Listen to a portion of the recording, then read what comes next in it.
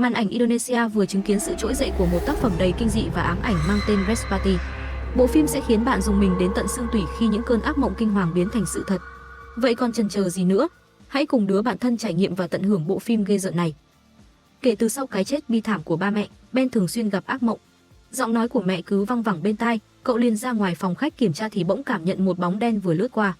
Ben quay lại, đến lúc cửa sổ bất ngờ mở tung. Ngoài trời, sấm sét lóe lên, để lộ một bóng người xuất hiện ngoài cửa sổ, trong bóng tối âm u.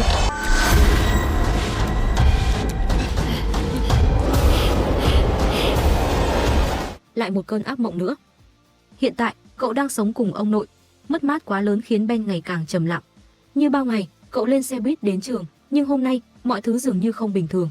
Cậu bất ngờ rơi vào một mộng cảnh kỳ lạ, một xác người treo lơ lửng bên cạnh, ba mẹ đã khuất của cậu cũng xuất hiện, trong miệng họ không ngừng kêu cứu. Khi tỉnh lại, Ben thấy mình đang ngồi trong lớp học.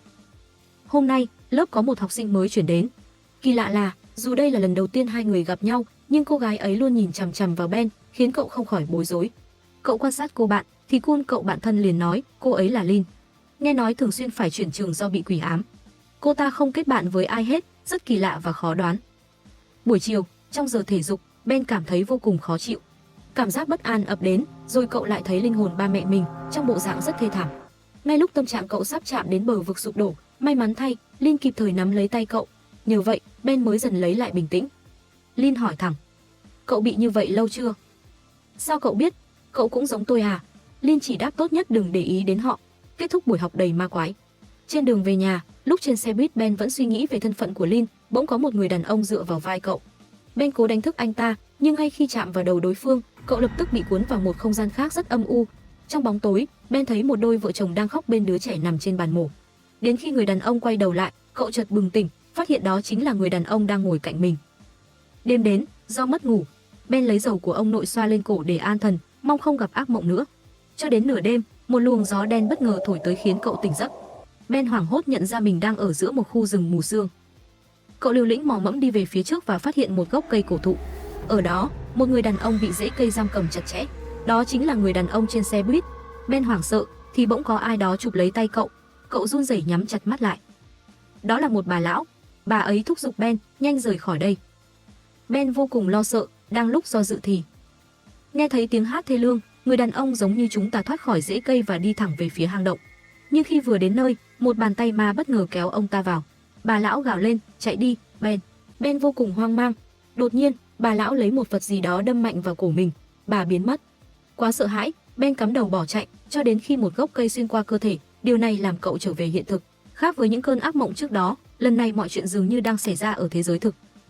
Ben bước ra phòng khách. Trên TV, bản tin thời sự khiến cậu toát mồ hôi lạnh. Một người đàn ông đã chết ngay tại nhà. Điều đáng sợ hơn cả đó chính là người đàn ông trên xe buýt.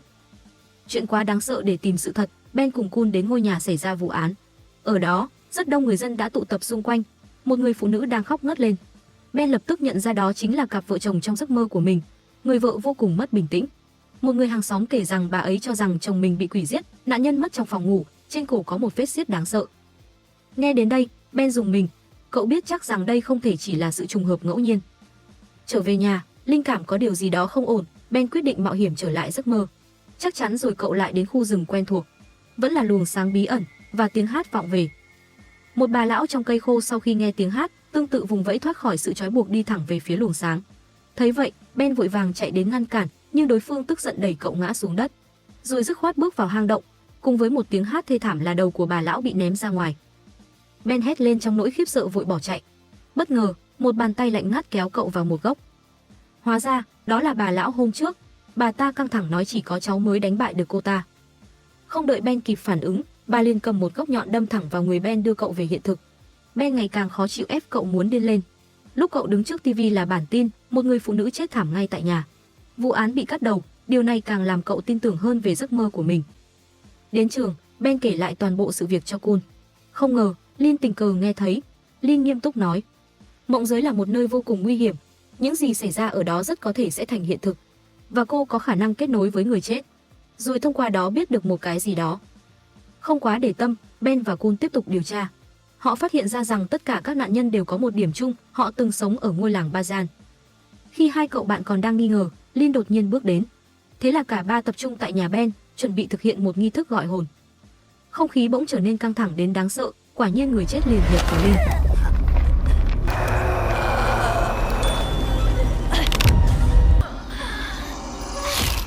Ben sợ hãi thấy một bóng ma trong gương, cậu run cầm cập nhìn Linh quằn quại. Lấy hết can đảm, Ben tiến lại gần. Từ miệng hồn ma, cậu nghe thấy Suma chính là con quỷ đã xuất hiện trong những cơn ác mộng của cậu, nó rất mạnh, muốn tiêu diệt thành công phải tìm một người tên là Jimin, còn nói rõ địa chỉ. Chợt một giây sau hồn ma liền bùng nổ.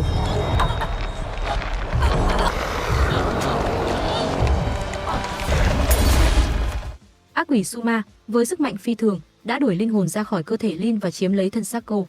Hắn tức giận gầm lên, ta ngửi thấy mùi của người Bazan.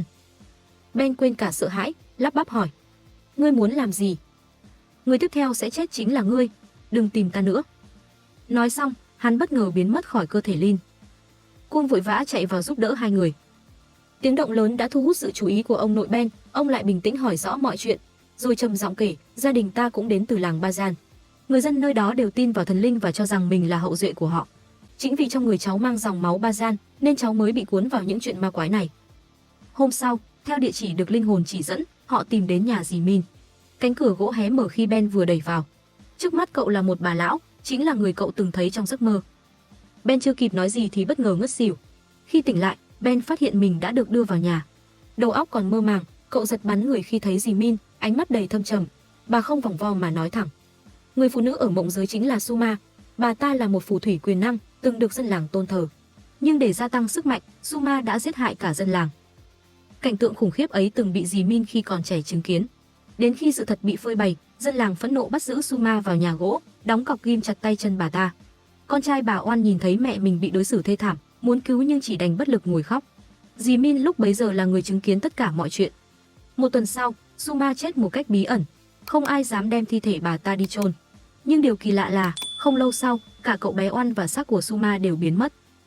Dì Min đoán rằng Suma đã trốn xuống địa ngục, hút sinh lực từ những người mang dòng máu Bazan để hồi sinh.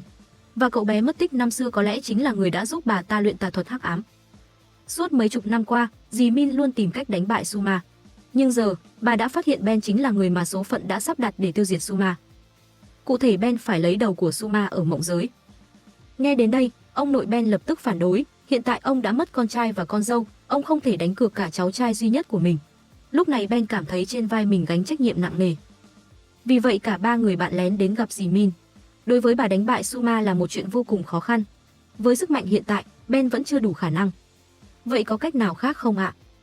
Dì Min ngập ngừng, cháu phải đốt xác của bà ta.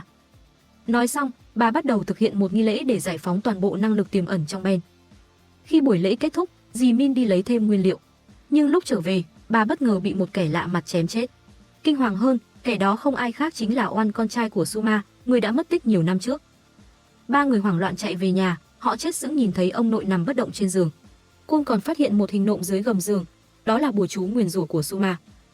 Ben hiểu ra, bàn tay run run vuốt ve trán ông nội, quyết tâm tiến vào mộng cảnh. Sau khi đi qua một khu rừng tối tăm, Ben nhìn thấy linh hồn ông nội đang quỳ xuống trước mặt Suma. Để cứu ông nội, hai bên đã có một trận quyết đấu sinh tử.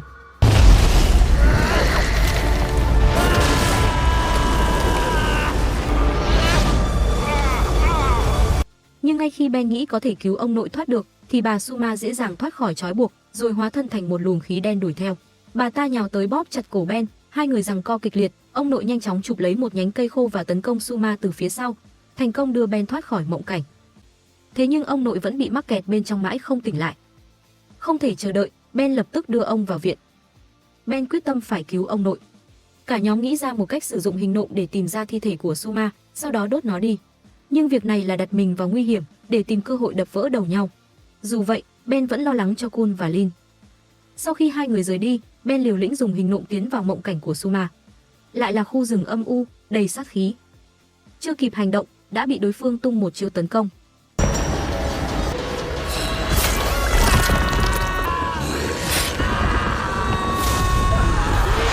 Hai người có một trận quyết đấu sinh tử dù Ben bộc phát sức mạnh như cuồng phong, tạm thời đẩy lùi Suma.